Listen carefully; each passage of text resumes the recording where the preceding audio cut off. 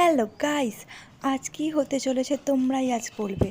আমি দেখো একটা প্যাকেটের দুধ কেটে নিচ্ছি রেড কাউয়ের। সুন্দর করে কাটা হচ্ছে, কিন্তু কাঁচি আমার চলছে না। কাঁচি বলছে আমি আজকে কাটবো না কিছুতেই এই দুধটা।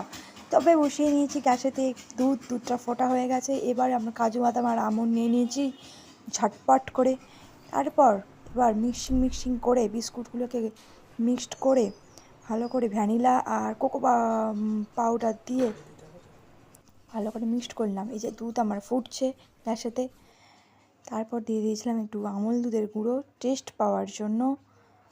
ব্যাস, তারপর আর কি আইসক্রিমটাকে ভালোভাবে আমি বসিয়ে নিলাম। প্রথমে দিয়ে দিয়েছিলাম কোকো পাউডার, তারপরে দিয়ে দিয়েছিলাম একটা ডেয়ারি মিল্কের চকলেট দিয়ে দিয়েছিলাম।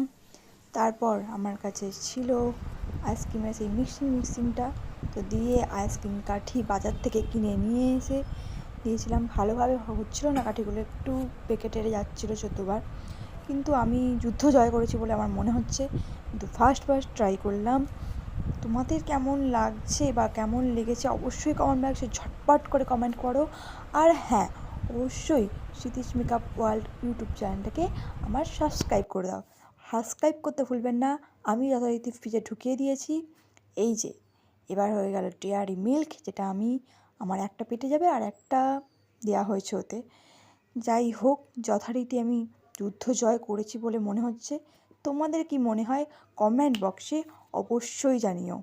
তো স্টিল দেন, স্টে টিউ, বাই বাই, সবাই ভালো থাকবে। তো আজ এখান পর্যন্তই ছিল। Bye, tata.